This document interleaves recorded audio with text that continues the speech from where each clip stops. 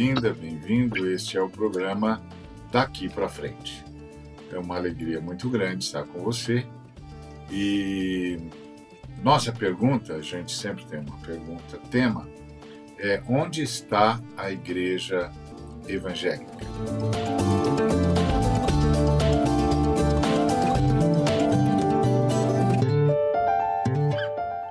Eu quero começar a nossa conversa falando de Mateus capítulo 7, a partir do verso 21, que diz assim: Nem todo o que me diz Senhor, Senhor, entrará no reino dos céus, mas aquele que faz a vontade de meu Pai, que está nos céus.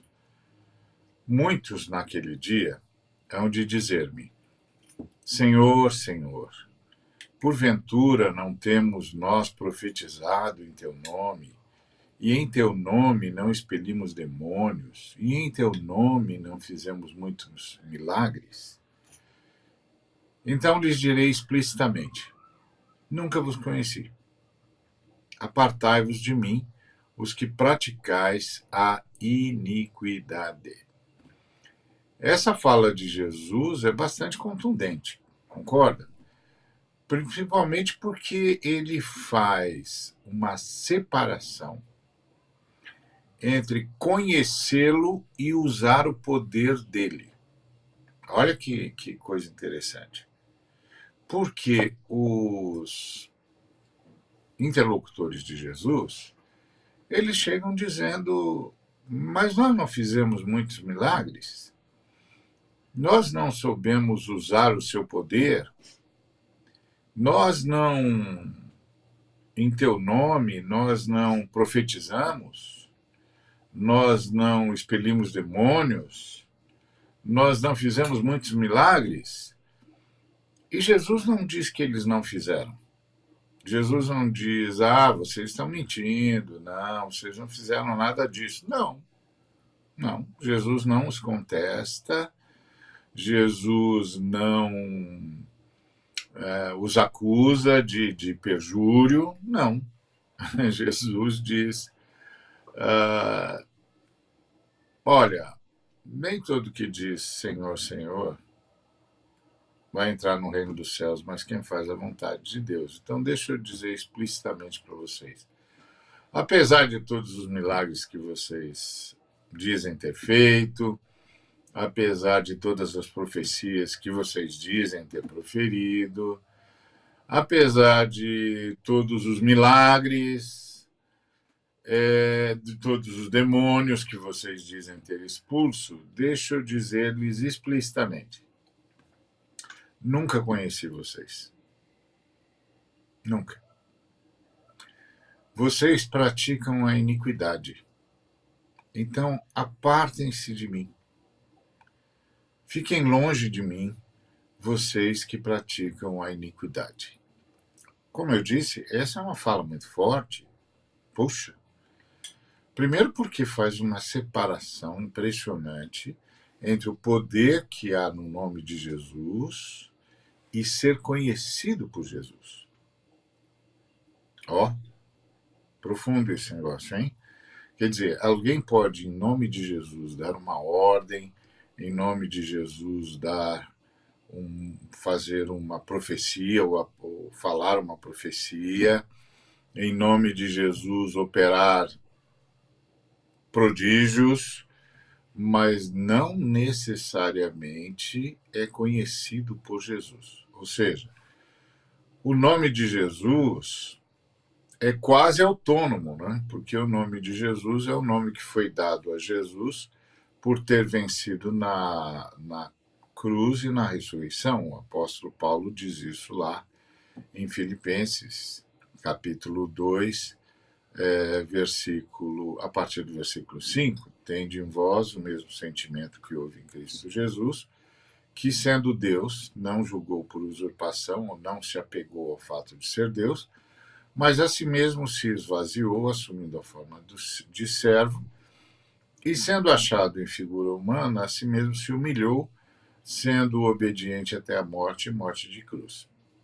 Pelo que também Deus o exaltou sobremaneira, dando-lhe um nome que é acima de todo nome. Dando-lhe um nome que é acima de todo o nome. Então, o nome concentra o resultado da vitória de Jesus.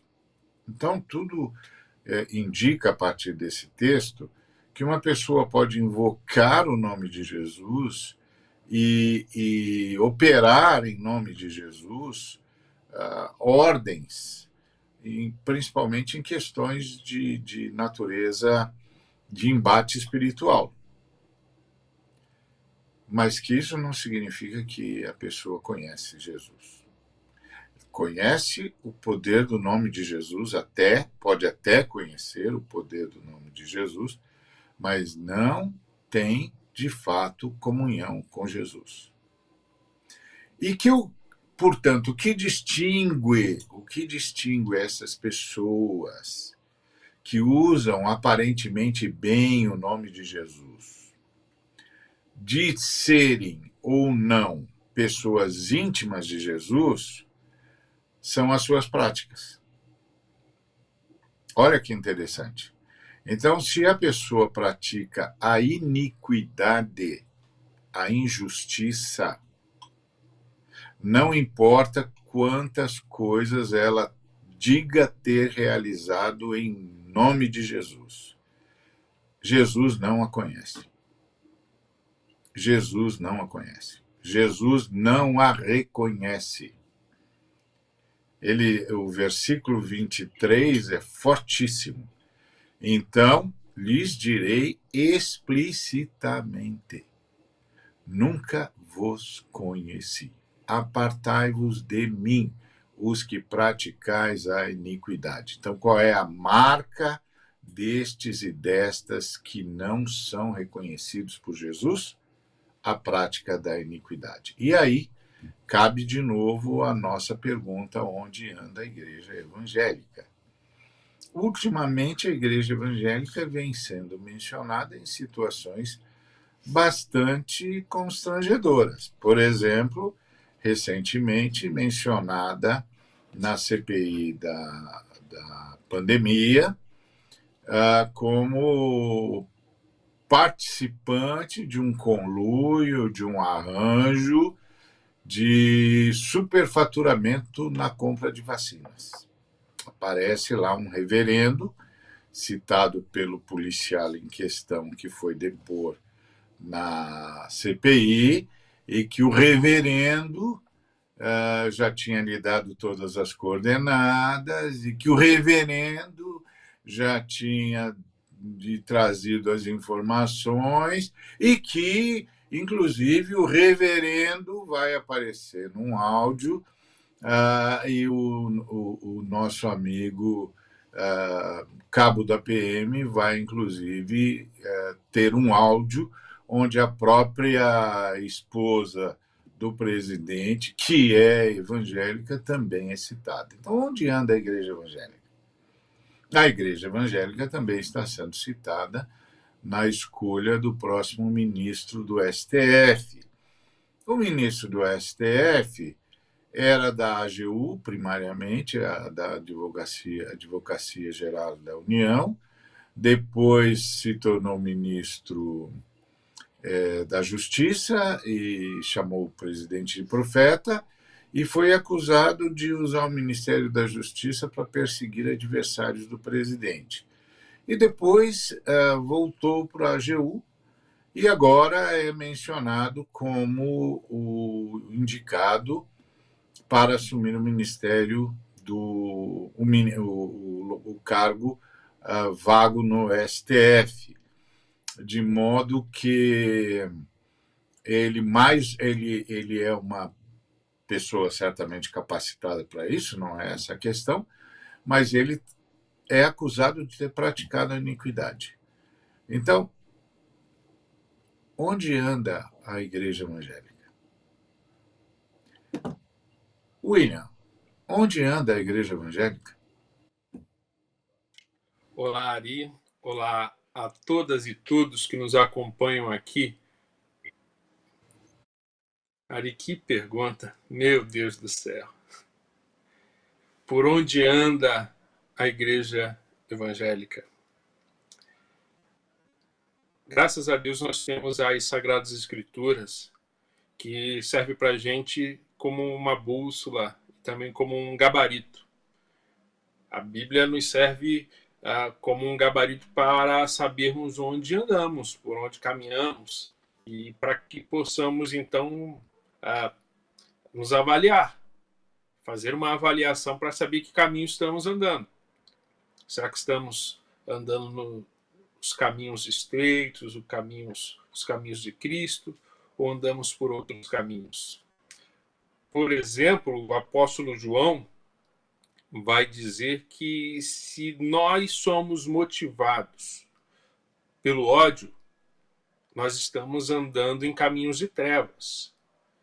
Ele diz na sua primeira epístola, no capítulo 2, versículo 11, que aquele, porém, que odeia a seu irmão está em trevas, e anda nas trevas, e não sabe para onde vai, porque as trevas lhe cegaram os olhos.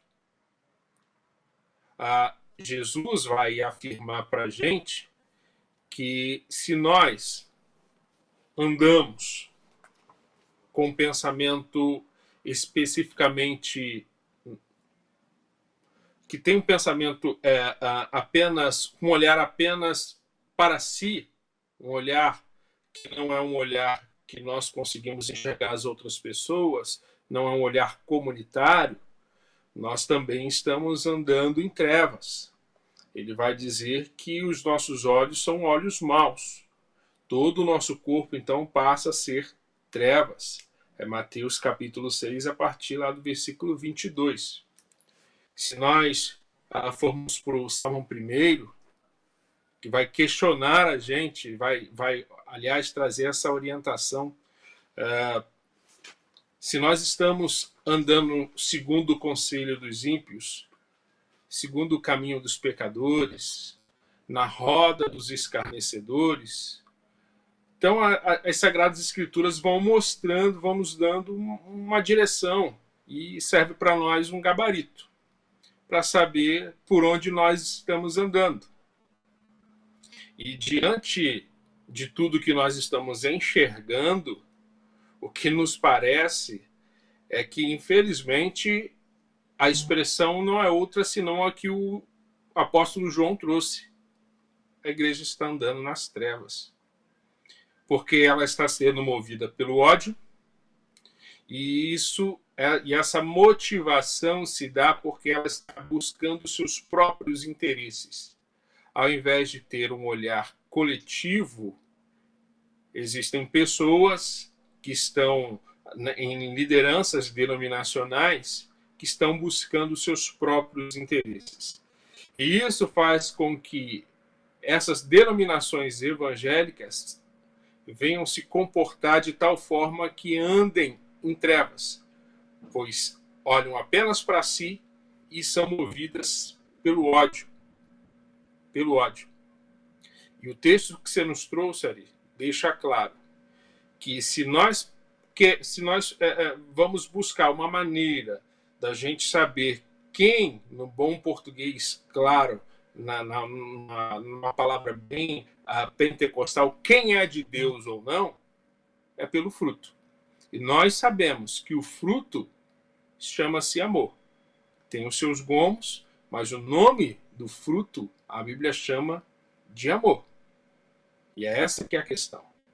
E, infelizmente, a igreja não está andando na luz, não está andando movida pelo amor, mas sim movida pelo ódio, olhando para si mesmo. Não há amor. E aí fica complicado. Como é que aqueles que se dizem seguidores de Jesus Cristo, aqueles que se dizem que servem um Deus de amor, como é que estes que dizem que servem um Deus de amor vivenciam o ódio, são motivados pelo ódio? De que maneira vão representar verdadeiramente esse Deus de amor? É impossível. Infelizmente, nós nos encontramos numa situação triste e lamentável. Muito bem, nós vamos para um intervalo e voltamos daqui a pouquinho. Fique com a gente.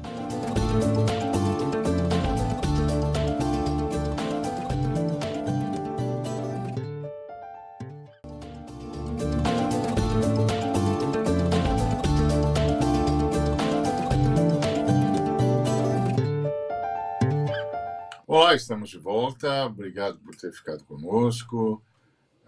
Nossa pergunta hoje é: onde está a igreja evangélica?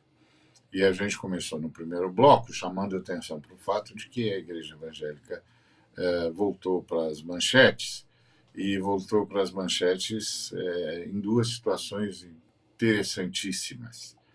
Uma é de um reverendo que é citado como intermediário, ou possível intermediário, na compra superfaturada de vacinas por parte do governo federal. Compra que não se efetivou, mas foi tentada. Inclusive, esse cidadão tem sido convocado para depor na CPI da pandemia e está dando mostras de não querer ir e achando formas de não ir. Num primeiro momento, já apresentou um atestado de saúde, né, que proíbe de ir na data aprazada.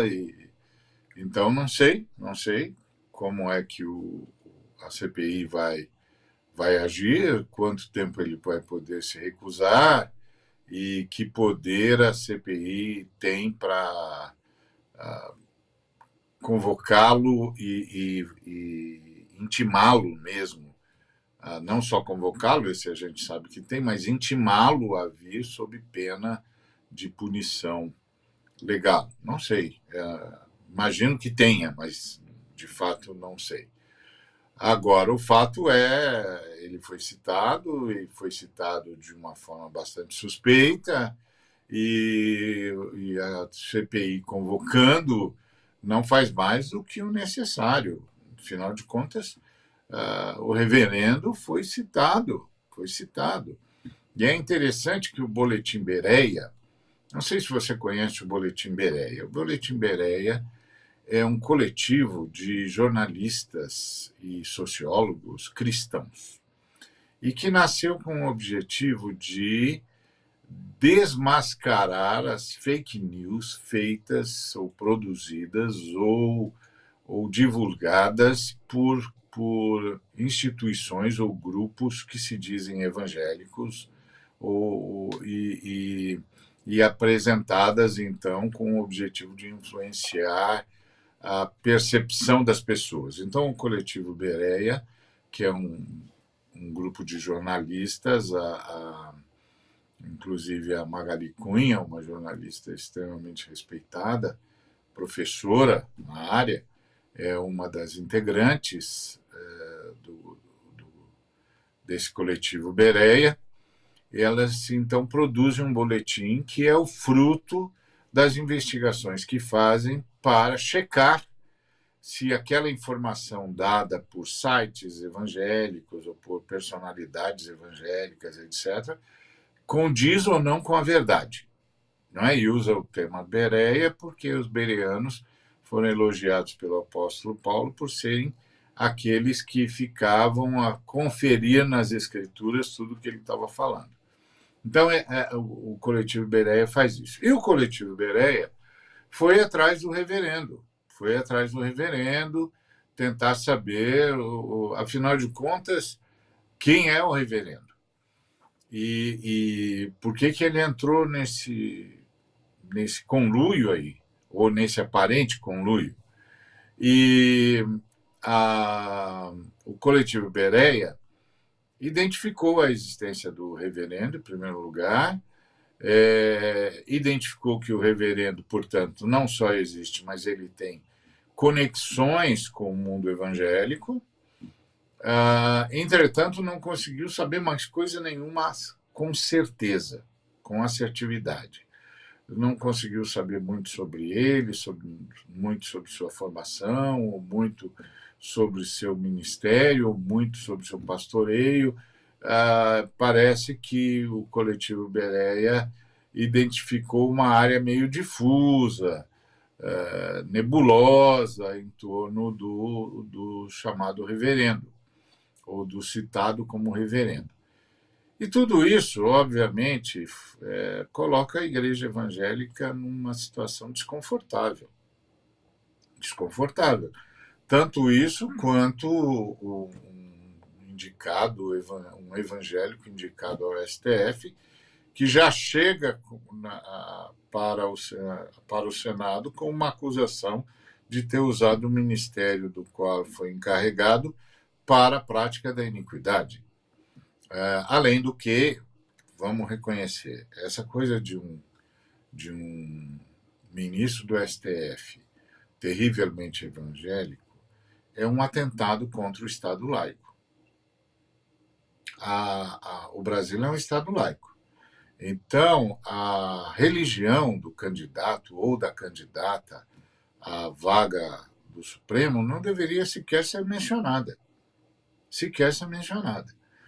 Porque o Estado é laico. Então, esse não é um fator de exclusão nem de inclusão. Se o sujeito é evangélico, se ele é de matriz africana, se ele é muçulmano, se ele é romano, se ele é kardecista, e daí? E daí?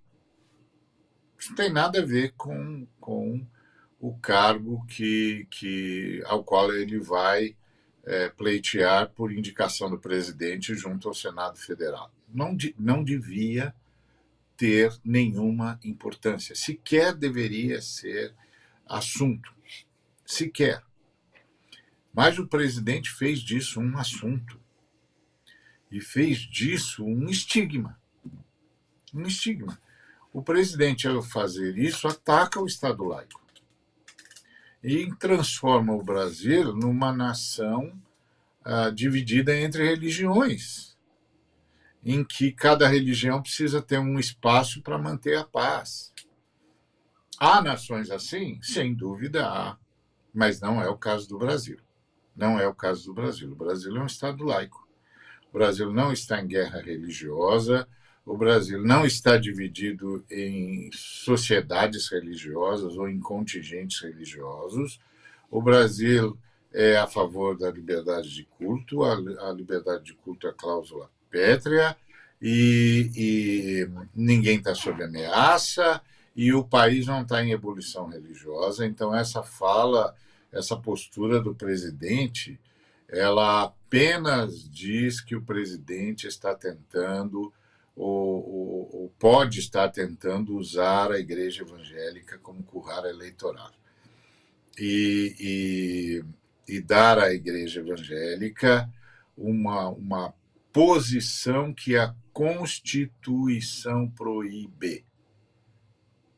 Os evangélicos também têm direito de. Não, os evangélicos não têm direito de ter um ministro no STF, não, senhor.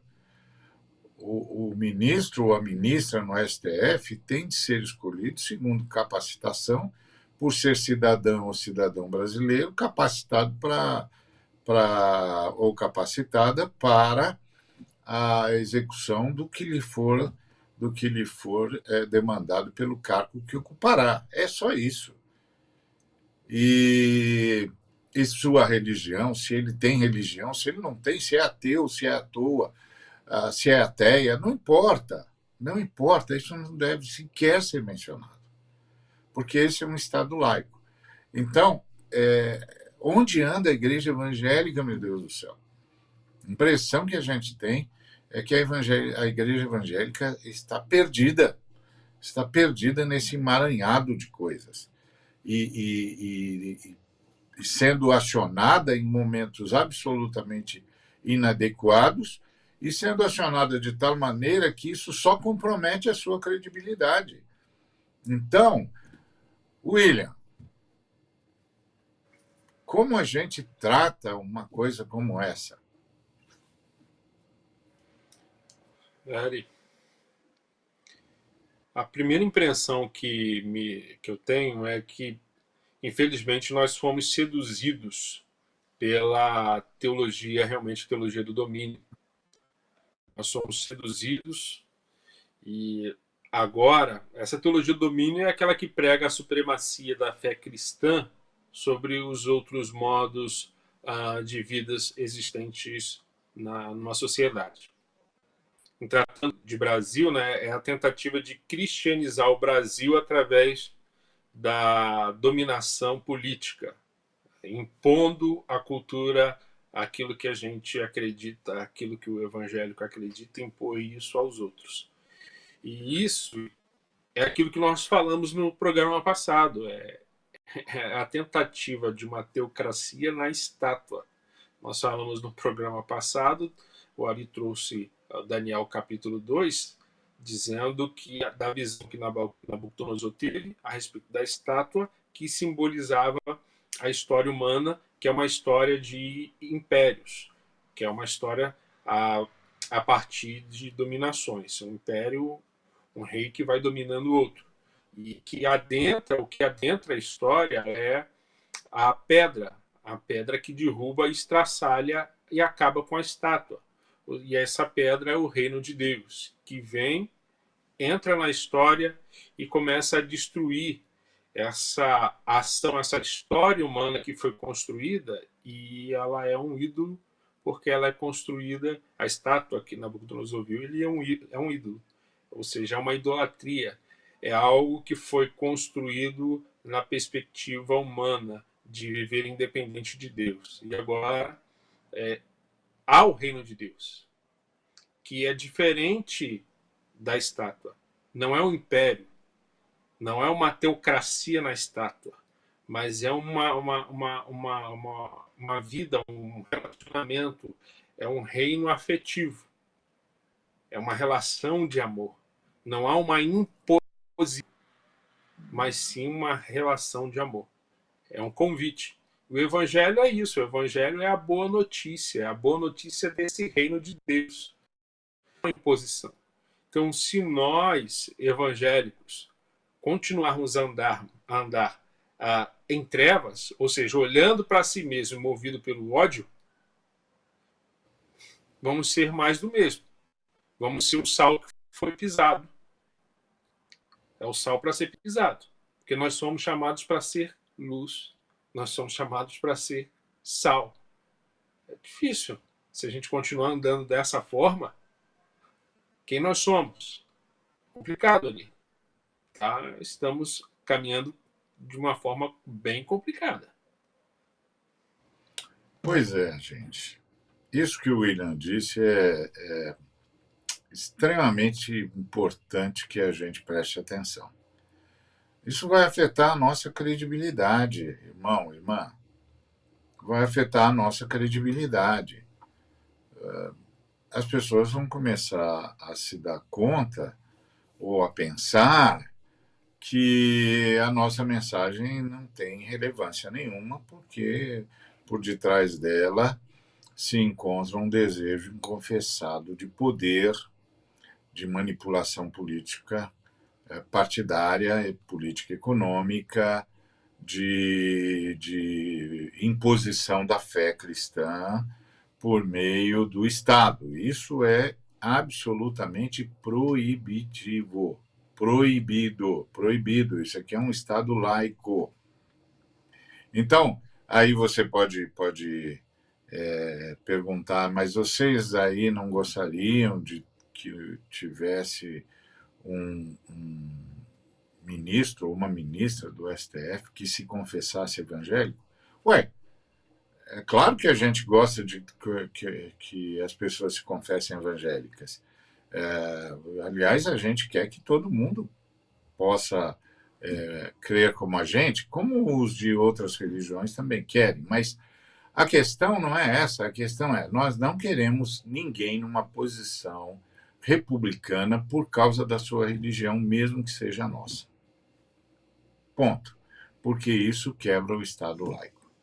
E protestar contra isso é nosso dever, até para não sermos confundidos e não sermos também surpreendidos por Jesus, que nos dirá: nunca conheci vocês. Irmão, irmã, isso é comigo e com você daqui para frente.